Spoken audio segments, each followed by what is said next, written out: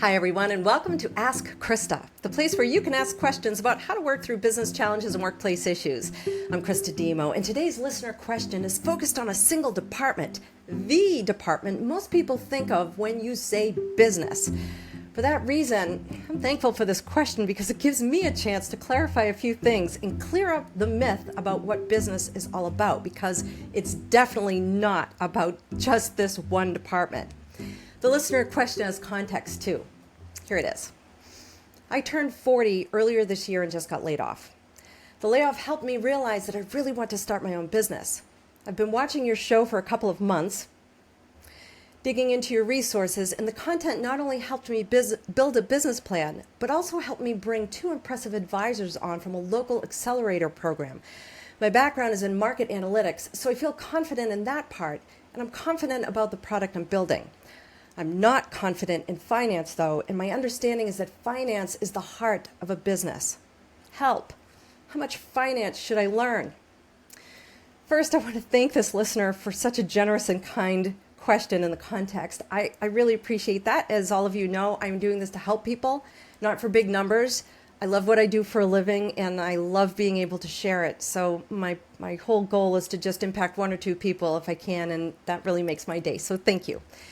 The short answer is, learn as much as you need to learn to add the most value in your current role as a founder than anything else you may need to learn to develop yourself for future roles. And that's not just for founders, by the way. That's for anyone when they're thinking that finance is the heart of a business and they want to learn more. My answer is always the same. What's your objective?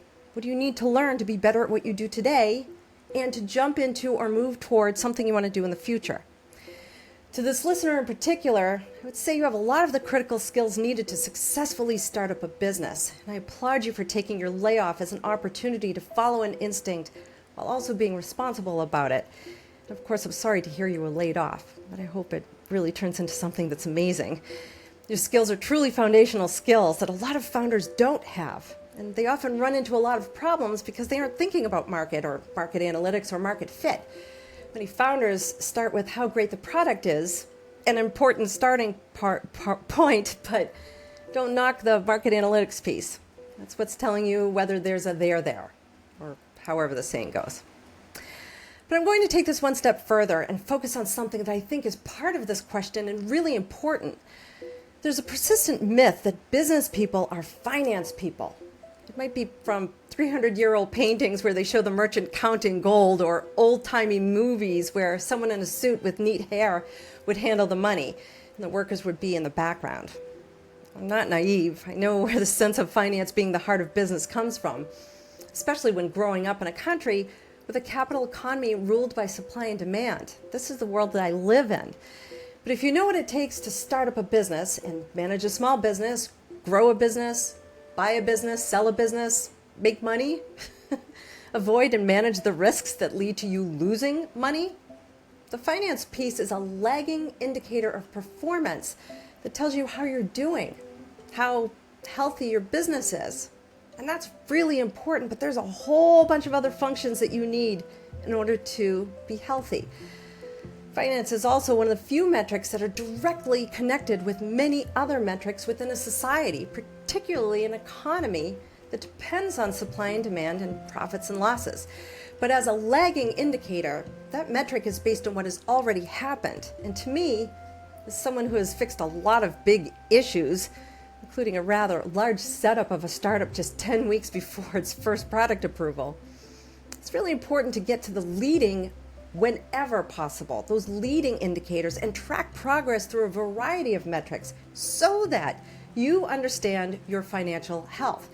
I'm not saying lagging indicators don't matter. They do. However, they are but one indicator of company health, and the best performing organizations know this. You know what one of your leading indicators are? The ones associated with your employees and with your vendors. You can usually get a lot of those leading indicators through people. Those who feel invested in the success of your business will work harder to feel successful for themselves too. Employee engagement numbers, the quality of supply on arrival, the on-time arrival of your vendors and your supplies, the measurables before your product is made and then while your product is made Those can serve you. And the factors that impact your performance are the most important factors. Those are the ones most would consider also as the heartbeat of a business, not just finance, but the factors that impact performance beyond and including finance. And a lot of times those numbers have to do with people. Even finance, numbers are numbers. If they could be the heartbeat of a business, if finance could be the heartbeat of a business in just that one department and guarantee success all the time, then any business with finance would be successful.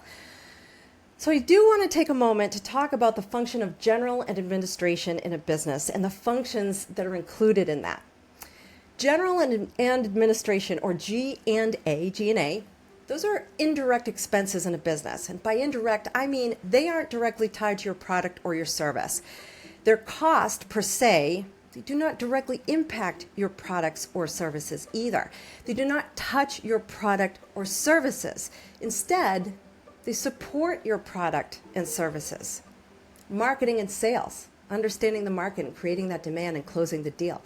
Legal, setting up and managing your IP strategy and the legal protections for your organization. Human resources or human capital, the people department, as well as corporate communications, cybersecurity, IT, and yes, finance. These are functions that support how your business is run and how your services or products are created, sold, and delivered, or returned, or reset if it's a service. They're like internal consultants, your G&A team.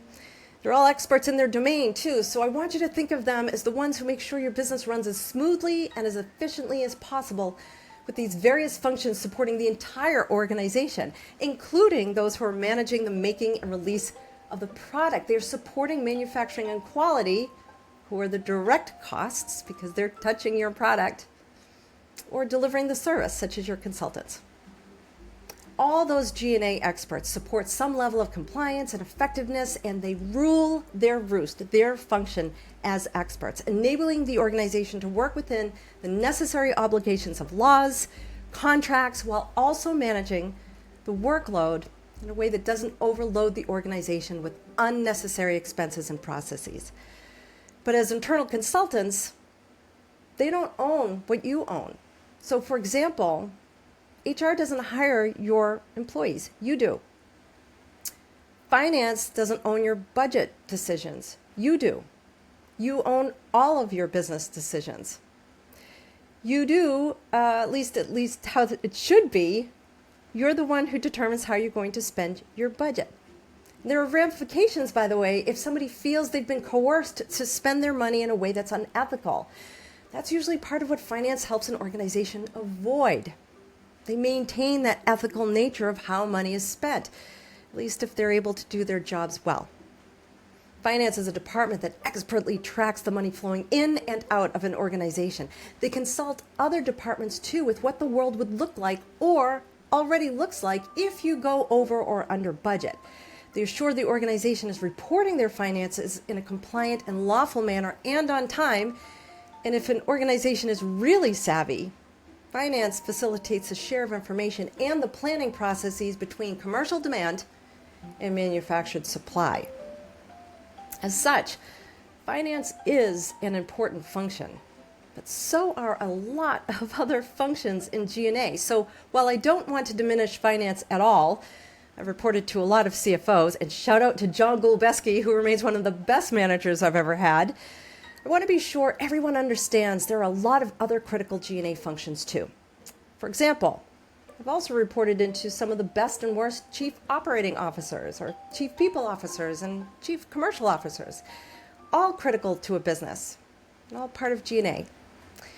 If you want to run a successful business, if you want to get the best performance, and that should be a top priority goal, first thing you'll do is shift your mindset to see business as a process or a system with various functions, all critical to your business for different reasons. There'll be some instances where certain functions have the spotlight. For example, if you're in biotech or pharmaceuticals, there are going to be times when your chief medical officer is the hero of the day. But there should never be one function that is superior over the others. Business is a team sport. In fact, in many cases, you'll see a chief operating officer as the right hand to the CEO versus the CFO. where the CEO might be externally facing and the COO is internally facing, managing and running the business. And that's in part because a chief operating officer is in charge of operating the business. It's not affiliated with a specific function. The second thing you'll do to run a successful business, other than break that mindset of finance is the only and most important function, is to break the thinking that business is about finance. Business is not about finance. Finance is an important part of how you track and talk about money coming in and out of your organization and how you budget to use that money in between reporting structures. And finance is certainly an important part of business, but business isn't finance. We saw HR step into a hugely critical role for those of us who were in the workplace during and after 9/11. There's a great example of how all functions can be in the spotlight at different times. And as a team sport, everyone has a role to play at different times in the game. And the best businesses, the most successful businesses, know that. And they work that way too. For your resources, I found a great overview article from the Indeed editorial team, and I'm starting to enjoy some of their business articles. So check them out, take a look. They're short and they're really savvy, and they have a lot of great links, and they're supported by a lot of good cited sources. This one is called 13 Basics of Small Business Finance to Know, plus their benefits. And it's not just for startups. Remember, if you want to learn about business, learn about startups. Start there because you learn what you need to know from the ground up, which is a practical and efficient way to learn about business. And if you want to learn on a more formal level, I also found a great resource on YouTube that offers the basics. And that's also in the show notes. It's from Self-Learn-N, established for entrepreneurs and easy to follow. Not all the videos are equal, but I breezed through a few of them and they offer great content. And I love that they offer their learning resources for free. The one I'm highlighting is from May 2023 called Business Finance 101. Learn business finance basics, fundamentals, and best practices. It's just over an hour long, but if you want to learn the basics for the average entrepreneur, it's the right one. It's a great resource. It has a lot of sections, and each section goes through various points within a few minutes, all the way up to maybe 10 minutes. It covers the need for capital, cash flow and the different types of cash flow, demand forecasting, including market analytics, or which customers will buy and when, which is really important. Why I highlight that the listener who submitted this question is probably well ahead of the game already. The video includes pricing and growth, budget management, and of course, revenue recognition. And that's when a buyer buys something and the seller provides what was bought, but also the seller can show that that was paid for. There's some sort of payment was received. And of course, what would an Ask Christa episode be without an additional resource from the U.S. Small Business Administration site? This one focuses on calculating your startup costs, but it has a lot of insights and links to other aspects of understanding some basic finance items related to a business. Here are my final thoughts.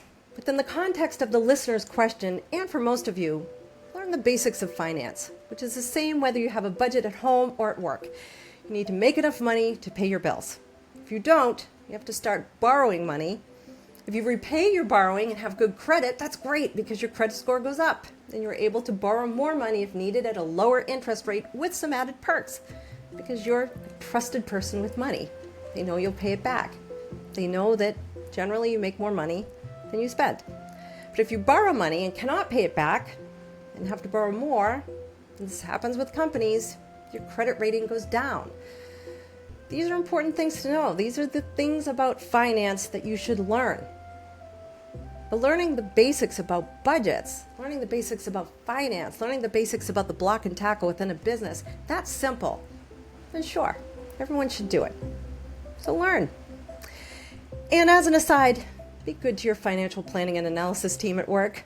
Be good to those in finance who are there to help you with your budget process. It's a slog for you, but it's a bigger slog for them when they have internal clients who don't want to collaborate or cooperate. This is twice as important if you're in a publicly traded company because there are additional rules about how you track your budget. You may have month-end closeouts when you have to balance the books, especially if your credit rating isn't that good. And for sure, you'll have quarterly closeouts too, and you have to balance the books. They're doing a lot of the work, but you're the one who owns your book. It's your budget. So stay tidy and take ownership. If you want to start up a company, then my advice is to take a holistic approach to learning about business as a system of functions without placing a higher importance on finance unless you're seeking highly creative ways to finance your organization, and in a few years you'll have to explain it all. Your job as an entrepreneur, as a small business owner, and as a CEO is to lead the organization. And that means you have to be capable of seeing the organization in totality without favoring just one or two functions. All right, there it is. It's a wrap for episode 33. Keep the questions coming. Just go to my show's website, askchrista.com. That's Christa with a CH, where you can submit your question and also see my latest episode. But look at others too. There's the strategy series from season 1, various behaviorally based episodes from season 2, ranging from how to deal with a defensive coworker you can never give feedback to or even help, to a boss who interrupts you all the time, and how to manage when you or other people yell. And I just finished up my Business Basics series from season 3, which is the season this episode falls into, and that's getting good attention also. You'll see my episodes are organized on my site by category. So if you're looking for content on strategy or leadership or business skills or personal development or competition, competitive analysis, or even change management, you'll see episodes for it. Just click on the category. Thank you for your support. I always appreciate it. And remember, if you have a business challenge or workplace issue, ask Christa.